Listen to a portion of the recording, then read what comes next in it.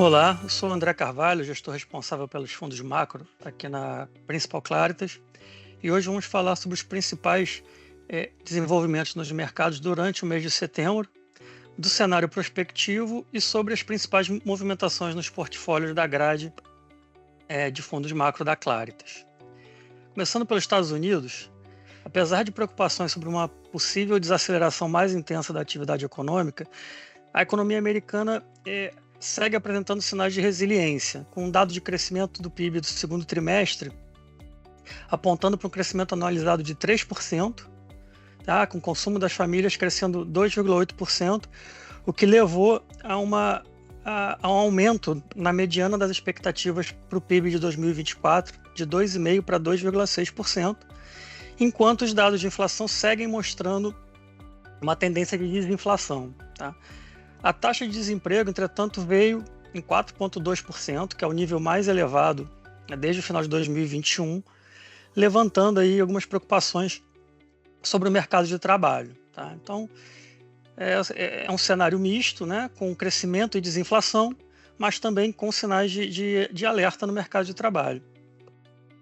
O Fed, né, o Federal Reserve, o Banco Central americano, reagiu a esse cenário, iniciando então o tão aguardado processo de afrouxamento monetário, tá, cortando as taxas de juros em 50 pontos base, né, e um ritmo até mais agressivo do que o mercado, do que a maioria do mercado esperava, tá, trazendo aí os Fed Funds para o intervalo de 4,75 com 5%, o que contribui para um ambiente positivo para os ativos de risco. Tá? Essa decisão foi motivada pela maior confiança no processo de desinflação e pela preocupação com a deterioração no mercado de trabalho.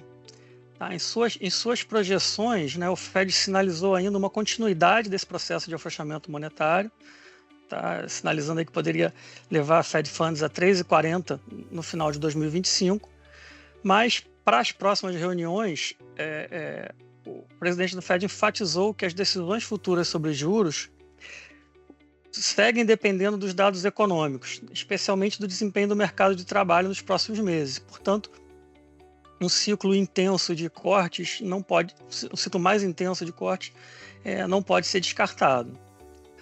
Já na esfera política, as eleições americanas se aproximam sem um favorito claro nas pesquisas, tá? O que ajuda a conter as expectativas em torno de um red ou blue sweep, né? Que é quando um único partido leva a presidência e a maioria dos assentos no Congresso, portanto, isso limita um pouco a precificação de cenários econômicos mais extremos pelo mercado. Tá? Há, entretanto, aí uma expectativa no mercado de que uma vitória democrata levaria a uma deterioração futura na parte fiscal, decorrente de um aumento significativo nas despesas, enquanto que no caso da vitória do eventual vitória do candidato republicano, né, além de alguma piora fiscal, só que nesse caso decorrente de corte de impostos, nós poderíamos ter aí uma revisão nas políticas de imigração e aumentos nas tarifas de importação, tá, que, potencialmente aí desacelerando a economia global e gerando pressões inflacionárias nos Estados Unidos. Esse tema ainda não vem fazendo muito preço no mercado, mas tende a ganhar relevância ao longo das próximas semanas, à medida que a gente se aproxima do dia da eleição. Né? Na zona do euro, o Banco Central Europeu também cortou as taxas de juros em 25 pontos base, né, trazendo aí de 3,75 para 3,5, mas os sinais de desaceleração da atividade se intensificaram e a inflação segue diminuindo significativamente, registrando aí 1,8% em setembro, que deve permitir que o BCE intensifique seu ciclo de afrouxamento monetário com cortes adicionais nas próximas reuniões. Já na China, o cenário segue desafiador, com desaceleração da atividade econômica, baixa confiança do consumidor, fraca demanda interna. Em resposta a isso, né, a esses desafios, as autoridades chinesas anunciaram um novo pacote de estímulos fiscais e monetários, com cortes nas taxas de juros, relaxamentos adicionais nas restrições de compra de residências e diversas medidas fiscais para estimular a economia e reaquecer a demanda interna. Ainda que essas medidas não tenham levado a uma alteração significativa nas expectativas de crescimento, né, pelo menos até o momento, elas foram, sim, suficientes para promover um rally importante nos preços de ativos mais ligados à economia chinesa, né, que se encontravam em patamares bastante depreciados, né, deprimidos, né, como aí a bolsa chinesa, né, o CSI 300, que subiu mais de 22%, e em destaque também para o minério de ferro, que apresentou uma alta aí de 8,6% no período. Tá, no cenário doméstico, o Banco Central deu início a um ciclo de alta da Selic com aumento de 25 pontos base, tá? Um aumento modesto, mas em linha aí com a expectativa, com as expectativas do mercado, só que é acompanhado de uma comunicação bastante dura, né? Onde demonstra um incômodo com a desancoragem das expectativas de inflação, né? Reconhece um balanço de riscos assimétrico, vê uma piora da projeção de inflação, né, para 3,5% no horizonte relevante, e ainda mais importante, né, ele reconhece que o hiato do produto está em terreno positivo. Tá? Em relação aos próximos passos, a comunicação deixou em aberto tanto o ritmo quanto a extensão do ciclo, né, sinalizando apenas que esses serão ditados pelo firme compromisso de convergência da inflação à meta.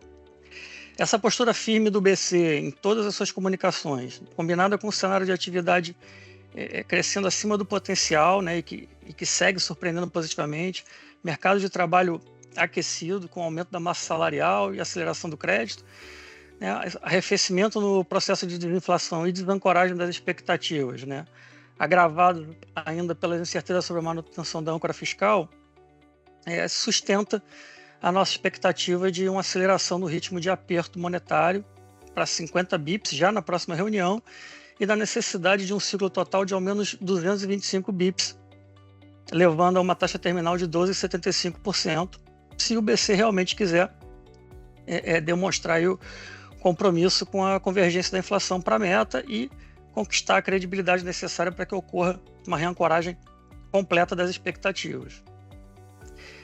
Já na parte fiscal, o destaque do mês fica com o envio do relatório bimestral de receitas e despesas do quarto bimestre, que mais uma vez trouxe uma composição das estimativas que se destaca aí por uma forte dependência de receitas extraordinárias e pela falta de compromisso com a contenção de gastos, né? Trazendo, na verdade, uma redução na contenção total de gastos em relação ao relatório anterior, né? Assim, na contramão aí do que o mercado gostaria de ver. Nesse cenário, né, em termos de posicionamento das carteiras, na parte de renda fixa Brasil, nós seguimos carregando posições compradas em NTN-Bs, né, que estão negociando com um prêmio interessante e oferecem proteção em um cenário de deterioração fiscal e monetária que possa levar a um descontrole inflacionário, além de terem potencial de apreciação também em um ambiente mais favorável, em que algum ajuste fiscal possibilite uma redução de prêmios. Tá? A gente combina essa posição com posições táticas com viés tomador nos mercados futuros de juros nominais, né, de DI.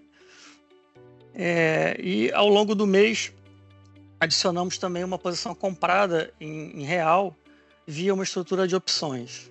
Tá?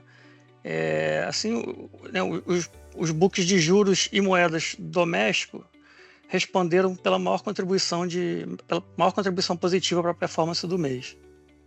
Já na renda variável, zeramos tanto a nossa exposição em ações quanto as compras de volatilidade de Bovespa. Tá? A gente acredita que a Bolsa Brasileira se tornou menos atrativa na medida em que antevemos a necessidade de um ciclo de aperto mais intenso, né, de modo a forçar uma desaceleração econômica. Tá, o book de renda variável doméstica teve uma contribuição marginalmente negativa no mês, e a estratégia quantitativa em ações também apresentou resultado neutro.